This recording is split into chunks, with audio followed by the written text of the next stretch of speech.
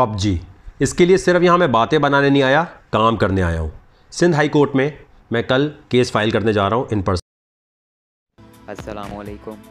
जैसा कि आप लोगों को पता है कि पबजी पाकिस्तान में बैन हो चुकी है, सो इसी के साथ कई यूट्यूबर्स बेरोज़गार भी हुए हैं, जिसकी वजह से बेरोज़गारी हुई है। सो कई पाकिस्तान के नए सुपरस्टार या कई पुराने सुपरस्टार भी इसके लिए मैदान में आए हैं, और इन्हीं के साथ साथ वकार जक्कार, जो कि आपको पता होगा कि एक लेजेंड है, एक सुपरस्टार हैं, वो भी मैदान में आए हैं और सिंध हाई कोर्ट में केस दायर करने जा रहे हैं। पबजी, इसके लिए सिर्फ यहाँ मैं बातें बनाने नहीं आया, काम करने आया हूँ। सिंध हाई कोर्ट में मैं कल केस फाइल करने जा रहा हूँ इन पर्सन, यानी खुद, कि पबजी के बैन को चाहे टेम्प्रेरी हो, चाहे 9 जुलाई को जो लाहौर हाई कोर्ट में केस होने वाला है, चलने वाला है कि इसको परमानेंट करना चाहिए कि नहीं, ये वही लोग बैन करवाना चाहते हैं जो पाकिस्तान में पाकिस्तानी बच्चों की ई स्पोर्ट्स में तरक्की नहीं चाहते। पाकिस्तान के ई कॉमर्स को बर्बाद करने की एक और मुहिम है ये वो लोग हैं जो पाकिस्तान में नहीं चाहते कि आने वाली नस्लें जो हैं वो दुनिया भर में मशहूर हो सकें, दुनिया भर से रेवेन्यू यहाँ आ सके। दुनिया भर में ई स्पोर्ट्स के तमाम इदारों को, स्पॉन्सर्स को ये मैसेज देना चाहते हैं कि तुमने, जैसे यूट्यूब ने यहाँ कभी ऑफिस नहीं बनाया, तो तुम भी कभी यहाँ ऑफिस नहीं बनाना, क्योंकि हम बैन करके तुम्हारी इन्वेस्टमेंट का सत्यानाश कर देंगे। यहां मत आना तुम, हमारा बच्चा बर्बाद हो जाए, कोई ऑनलाइन काम में तरक्की ना कर सके। हमें डिजिटल रेवोल्यूशन लाने की ज़रूरत है।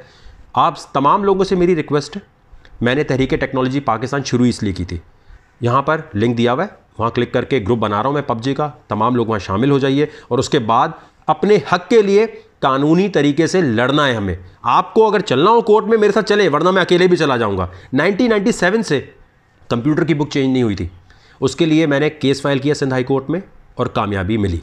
चेयरमैन के साथ जो भी हुआ वो भी आपके सामने है, बुक चेंज होने का ऑर्डर हो गया।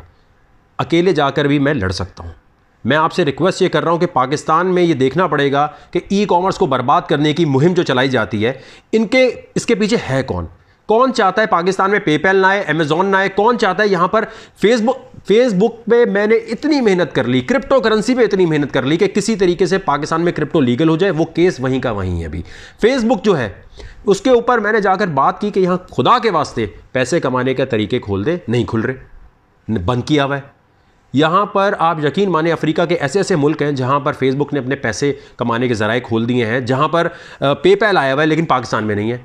पाकिस्तान में सिर्फ एक ही चीज़ है और वो है ई स्पोर्ट्स को तरक्की दी जाए, ई कॉमर्स को तरक्की दी जाए, वरना हम बर्बाद हैं। ऑन ग्राउंड कोई भी हम काम करना चाहते हैं, कोई भी इंडस्ट्री लगाने चाहते हैं, इतने माफिया बैठे हैं कि आम इंसान हक हलाल तरीके से यहाँ इंडस्ट्री नहीं लगा सकता।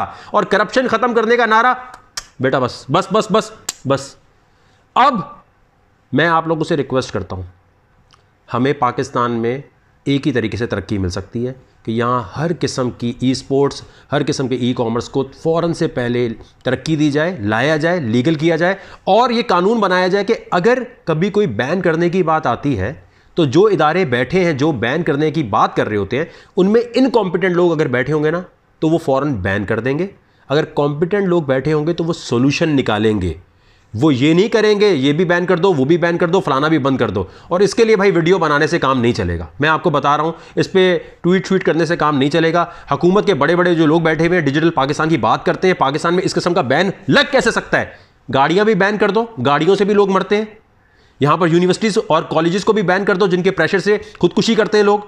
यहाँ जो सबसे बड़ा मसला है कि मैं आपको यकीन से कह सकता हूँ, जो हमारे मुल्क के सबसे बड़े दुश्मन हैं उनको पता है पाकिस्तानी लोगों में इतना टैलेंट है कि अगर इनको मौका मिल गया ना ई कॉमर्स में आने का, अगर इनको ई स्पोर्ट्स में आने का मौका मिल गया, ये दुनिया की ऐसी तैसी करके रख देंगे, आगे निकल जाएंगे, सारे स्पॉन्सर पाकिस्तान आने लग जाएंगे। इसी वजह से ये मुहिम चलाई जाती है। और जो हमारे मुल्क का दुश्मन है वो इस किस्म के तमाम बैन्स में सबसे आगे आपको नज़र आएगा। वरना सवाल ये होना चाहिए, दुनिया भर में जिस चीज़ से लोग पैसे कमा रहे हैं, जिस चीज़ से फ़ायदा उठा रहे हैं, घर बैठ के काम कर रहे हैं, घर बैठ के उनके पास पैसे आ रहे हैं, वो तमाम लोग सारे ममालिक जाहिल गवार हैं। हमें ही सबसे ज़्यादा अक्ल है कि क्रिप्टो करेंसी भी हमने बैन की हुई है। हमने यहाँ, अच्छा, जो पबजी के लिए जिन्होंने कंप्यूटर खरीदे, जितनी इन्वेस्टमेंट की, वो वापस दो, फिर सबके पैसे वापस दो। पहले यहाँ खोल देते हो। इसी तरह क्रिप्टो करेंसी में टेनअप लॉन्च किया, टेनअप लॉन्च करते हुए इनको एहसास नहीं हुआ, बाद में कहने लगी जी क्रिप्टो करेंसी लीगल है, सबके पैसे फंसा के बैठ गए। यहाँ हर चीज़ में यूट्यूब के ऊपर भी यही था। जिस जमाने में यूट्यूब चैनल हमने बनाना शुरू किए उस जमाने में आ गया जी नहीं जी बैन कर दें इसे। अच्छा जी बैन कर दिया, पड़ोसी ममालिक जो है हमसे आगे निकल गए, व्यूज में भी, हर चीज में भी, और आगे ही रहेंगे क्योंकि उनके चैनल पहले बन गए थे, हमारे चैनल बाद में बने, हमारे यहां बैन था। यही चक्कर फेसबुक के साथ हो रहा है, यही चक्कर यूट्यूब की मोनेटाइजेशन के साथ हो रहा है। ई कॉमर्स को बचाने के लिए, डिजिटल इनकलाब लाने के लिए हम सबको फौरन मुहिम चलानी है।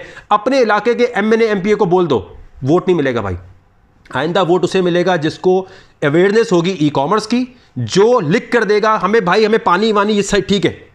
मैं अभी आपको बता रहा हूं ना, सिर्फ और सिर्फ ई कॉमर्स में अगर हमें अलाउ कर दिया जाए काम करने का तो इतना रेवेन्यू पाकिस्तान ला सकता है कि पाकिस्तानी गवर्नमेंट सोच नहीं सकती। लेकिन यहां क्या है, बैन कर दो, ये भी बैन कर दो, वो भी बैन कर दो।